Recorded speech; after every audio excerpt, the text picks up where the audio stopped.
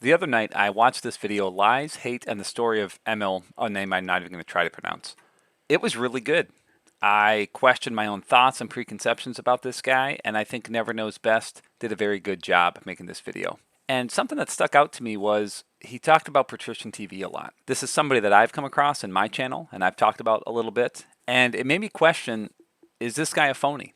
No, he's not really a phony, but there is a lot that he exaggerates and lies about. And I really want to show some of the things he specifically lies about.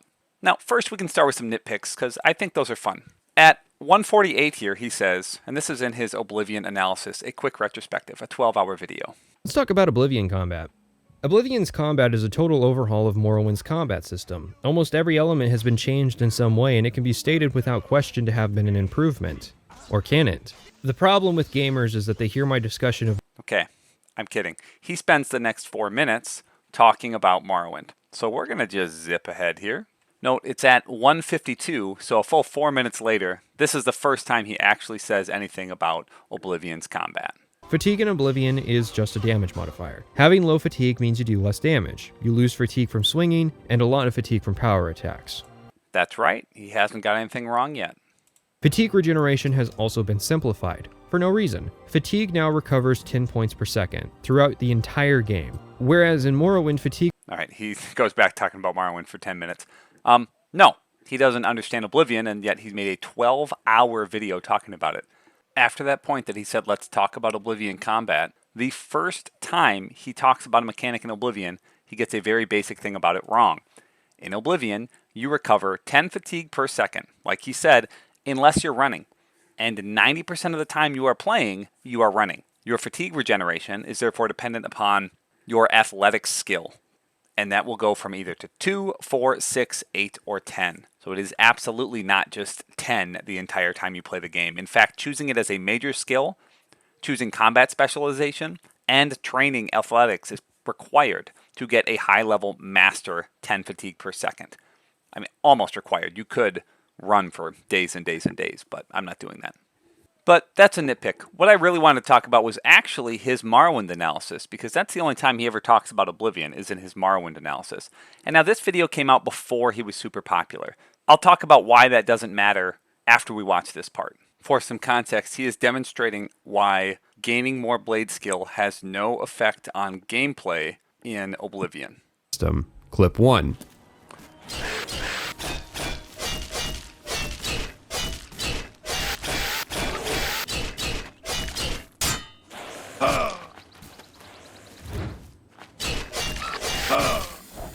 He's using a glass longsword, and he just demonstrated that it took him 23 hits to kill a skeleton hero. Alright, and clip 2.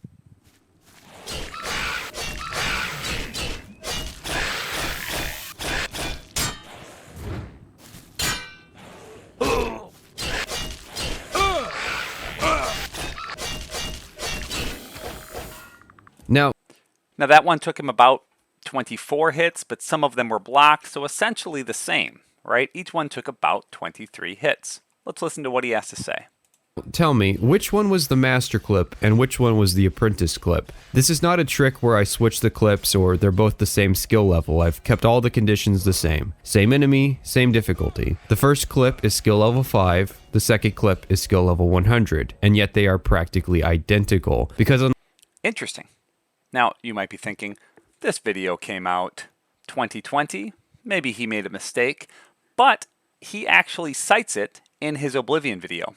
He talks about it again. Let's take a listen. This is why a refusal to level is a serious playstyle in Oblivion. The second problem is that combat at level 1 is the same as combat at level 20. This is not the case in Morrowind because, you know, hit chance. And that was the point of my combat comparison. You can't really tell what level my character is just by watching the footage on screen, like you could in Morrowind because it... So he is still citing that comparison that he did in his previous video. I believe. He could be citing something different that I can't find. He said specifically, you can't tell the difference between a level 1 character and a level 20 character because combat feels the same. I am doing the same test that Patrician TV did here. I'm going to set my blade to 5. I'm playing an Argonian. I'm level 1. This is a skeleton hero that I just summoned. I have 40 strength.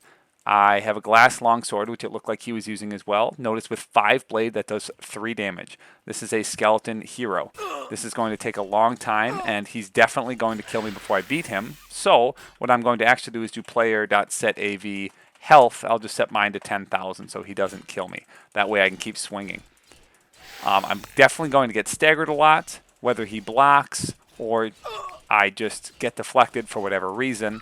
I'm not exactly sure how stagger works in this game. I think it's not consistent. It's very hard to test. I know other players have tested it. I've tried to test it. I have a video on stagger and knockback. You can watch it if you want. I try to test things and go into some detail.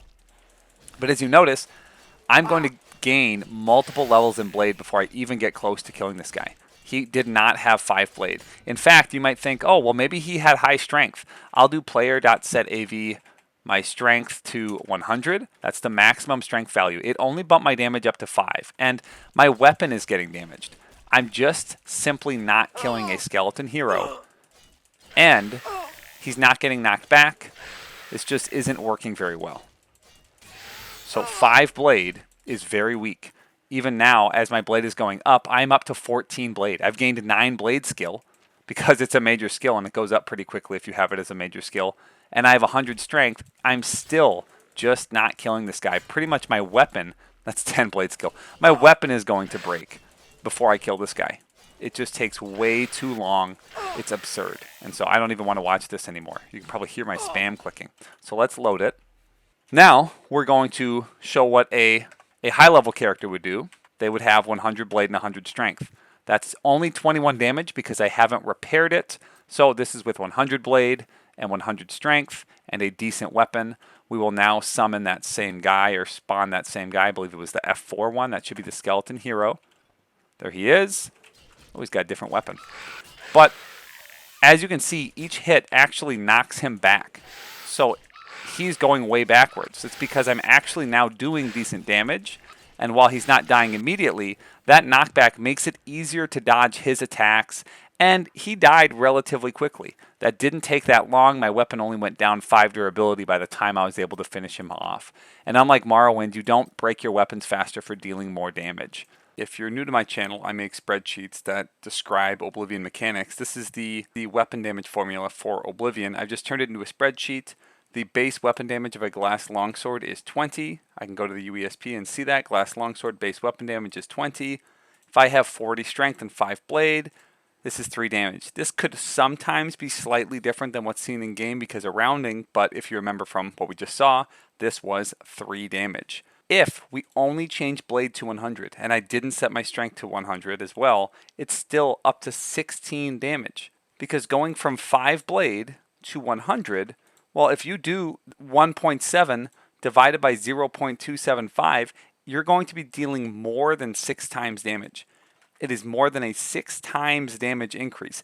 And because it's a multiplier, as other things get better, if you get a better weapon, if you get 100 strength, if you increase your weapon, that difference becomes even larger because it is a multiplier, and that's just how multipliers work. At 5 blade skill, I would be doing 5 damage, even with a very strong weapon, 100 strength, improved weapon durability. Even if I was fortifying my fatigue, it's still only 7 damage. You're not doing a lot of damage with low skill. Even at 30 skill, it's only 16 damage. At 100, this becomes 42 damage. Your weapon skill makes a massive difference. Now, he is correct that weapon skill only increases damage. However, increasing your damage changes the way the game plays. And just to quickly show you as well, a skeleton hero has 280 health. So dealing 3 or 5 damage is just going to take forever, but when I was dealing 20 or so, it's not going to take too long. I want to quickly show you from one of my old videos, Oblivion Melee Combat, Stagger, and Knockback, just exactly what doing high weapon damage looks like. The knockback from a more powerful weapon is much higher. And so this is showing that if my weapon is doing enough damage, it's easy to hit an enemy and not get hit from their retaliatory strike. So it kind of works like stagger. As you see, I swing, he gets knocked back so far that even if he swings as well, he's not going to hit me because I knock him back so far. So dealing more damage, whether that is through high skill, high strength, or even through doing a power attack, that counts as well. That is one of the big purposes of power attack. Dealing more damage changes the way the game works. It changes combat. So even though all increasing your skill does is increase your damage, it does change the way combat feels. And that's another reason that you don't just want to stay level 1. Dealing more damage, even though your enemies might also have more health, increases your power. Staying at level 1 is a terrible idea. It's a really tedious, it's a big pain in the ass. Guards at level 1 have 127 health.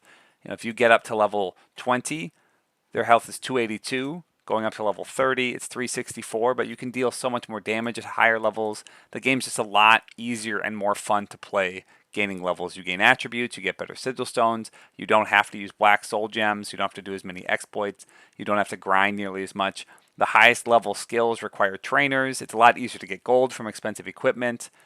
The game's just a much better experience at high levels.